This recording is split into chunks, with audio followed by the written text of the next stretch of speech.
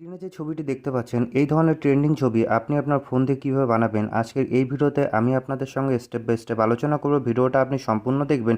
আপনি যদি আমাদের চ্যানেল নতুন হয়ে থাকেন অবশ্যই আপনি আমাদের চ্যানেলটি সাবস্ক্রাইব করে বেল আইকন প্রেস করে রাখবেন ফটো এবং ভিডিও এডিটিং শেখার জন্য এবং টাকা ইনকাম করার বিভিন্ন টিপস এবং অ্যাপ সম্পর্কে জানার জন্য। তো প্রথমে আপনাদের যেটা করতে হবে, আপনাদের ফোনে একটা অ্যাপস ইনস্টল করতে হবে, সেটা হচ্ছে PicsArt। আপনাদের ফোনে যদি PicsArt অ্যাপ না থাকে তাহলে চলে যাবেন প্লে স্টোরে গিয়ে PicsArt সার্চ করবেন। PicsArt সার্চ করে যে অ্যাপসটি আসবে সেই অ্যাপসটি আপনি ইনস্টল করে নেবেন। অ্যাপসটি ইনস্টল করে নেওয়ার পর অ্যাপসটি আপনাকে ওপেন করতে হবে। অ্যাপসটি ওপেন করলে আপনার সামনে এরকমভাবে অ্যাপসটি ইন্টারফেস খুলে যাবে এবং নিচের দিকে প্লাস অপশন আপনি পাবেন। এই প্লাস অপশনে আপনার ক্লিক করতে হবে। প্লাস অপশনে ক্লিক করার পর এডিট এ ফটো এখানে আপনি ক্লিক করবেন।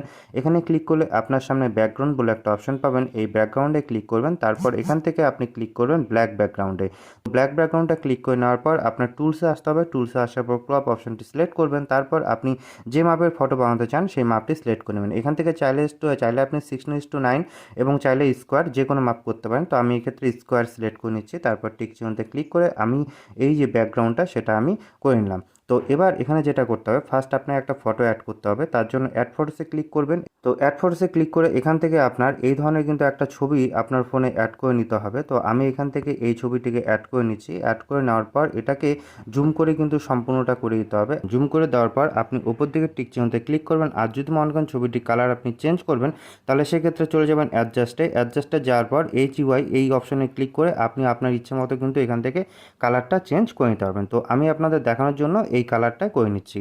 তারপর উপর দিকে টিক চিহ্নতে ক্লিক করবেন। টিক চিহ্নতে ক্লিক করলে এটা কিন্তু সেভ হয়ে যাবে। তারপর আপনার যেটা করতে হবে আরেকটা নতুন ফটো অ্যাড করতে হবে, যেটা হচ্ছে আপনি যে ফটোটা এর উপর দিতে চান। তো এখান থেকে আমি আপনাদের দেখানোর জন্য একটা ফটো সিলেক্ট করে নিচ্ছি। তো আমি এক্ষেত্রে এখন এই ছবিটা দিয়ে দিচ্ছি।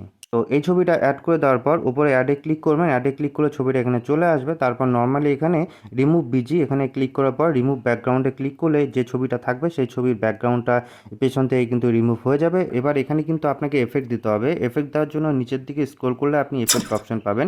এফেক্টে ক্লিক করার পর 3 নাম্বার যে এফেক্টটা সেটা হচ্ছে ব্যাডেন্স, এই এফেক্টটা দিয়ে দিবেন। এই এফেক্টটা দিয়ে দেওয়ার পর আপনাকে একটু ওয়েট করতে হবে। তারপর দেখুন এফেক্টটা যখন হয়ে যাবে সম্পূর্ণ আর উপর থেকে কিন্তু আপনি এটাকে কিন্তু অ্যাডজাস্টও করতে হবেন। এখানে চেষ্টা করবেন সবসময় জিরো রাখার জন্য, তাহলে দেখতে খুবই ভালো লাগবে এবং তারপর টিক চিহ্নতে ক্লিক করে দেবেন। তো দেখুন এখান থেকে কিন্তু এফেক্টটা চলে এসেছে। এবার চলে আসবেন আবার অ্যাডজাস্টে আসার পর এখান থেকে চলে আসবেন আপনি হচ্ছে হাইলাইটে আসার পর এটাকে হাইলাইটটাকে একটু কমিয়ে দিবেন এবং শ্যাডোতে আসার পর শ্যাডোটাকে একটু বাড়িয়ে দিবেন। বাড়িয়ে দেওয়ার পর আপনি নিচের দিকে চলে আসবেন কন্ট্রাস্টে আসার পর কন্ট্রাস্ট একটু বাড়িয়ে দিবেন। তো দেখুন ছবিটা কিন্তু মোটামুটি আমাদের অ্যাডজাস্ট হয়ে গেছে। অ্যাডজাস্ট হয়ে যাওয়ার পর উপর দিকে টিক চিহ্নতে ক্লিক করবেন। তারপর দ্বিতীয় ছবিটা আপনার অ্যাড করতে হবে। দ্বিতীয় ছবি অ্যাড করার জন্য অ্যাড ফটোতে ক্লিক করবেন এবং এই টাইপের একটা ফটো আপনার অ্যাড করতে হবে। তো এখান থেকে আমি ছবিটিকে অ্যাড করে নিচ্ছি। অ্যাড করে নেওয়ার পর এখান থেকে কিন্তু আমি সম্পূর্ণ স্ক্রিন জুড়ে এটাকে আমি অ্যাড করে নেব। অ্যাড করে নেওয়ার পর এখান থেকে আমি আরেকটা অপশনে ক্লিক করব, সেটা হচ্ছে অ্যাডজাস্ট আসার পর এই হুইল অপশনটা আছে এখানে ক্লিক করে এখান থেকে আমি হচ্ছে ছবির যে কালারটা সেটা হচ্ছে অ্যাডজাস্ট করে নেব এবং চেষ্টা করব ব্যাকগ্রাউন্ডে যে কালারটা দেওয়া আছে সেই কালারটা দেওয়ার। তো এই কালারটা দিয়ে দেওয়ার পর উপর দিকে আপনি টিক চিহ্নতে ক্লিক করবেন। আর যদি মনে করেন এই যে অপশনগুলো আছে আলাদা অপশনগুলো এটাকে যদি আপনি মুছতে চান তাহলে সেক্ষেত্রে কিন্তু এখান থেকে আপনি রিমুভ করে দিতে পারেন। তো এখান থেকে যতটা সম্ভব আপনি রিমুভ করে দেবেন। রিমুভ করে দেওয়ার পর টিক চিহ্নতে ক্লিক করবেন। টিক চিহ্নতে ক্লিক করলে এটা দেখুন সেট হয়ে গেল। এবার আরেকটা লেয়ারে আপনি ক্লিক করবেন এবং এখান থেকে ডুপ্লিকেটে ক্লিক করবেন। ডুপ্লিকেটে ক্লিক করে আরেকটা লেয়ার আপনি নিয়ে নেবেন। লেয়ার নিয়ে এটাকে হালকা একটু নিচে নামিয়ে দিবেন এবং ওপিসিটি যেটা আছে সেটাই কিন্তু একটু কমিয়ে মোটামুটি 50% দিকে রাখবেন। তারপর এখান থেকে আপনি টিক চিহ্নতে ক্লিক করে দেবেন। এই প্রথম যে কাজটা সেটা আপনার শেষ। এবার আরেকটা ছবি আপনার অ্যাড করতে হবে। তার জন্য অ্যাড ফটোসে ক্লিক করবেন এবং এখানে যে ছবিটা দিবেন সেই ফটোটা আপনি গ্যালারি থেকে বেছে নেবেন। গ্যালারি থেকে বেছে নেওয়ার পর এখানে আপনার অ্যাড করতে হবে। তো এখান থেকে আমি গ্যালারি থেকে একটা ছবি বেছে নিচ্ছি। বেছে নেওয়ার পর এখানে অ্যাডে ক্লিক করলাম। অ্যাডে ক্লিক করার পর এখান থেকে রিমুভ বিজিতে ক্লিক করে ব্যাকগ্রাউন্ড যেটা আছে সেটাই কিন্তু রিমুভ করে নিতে হবে।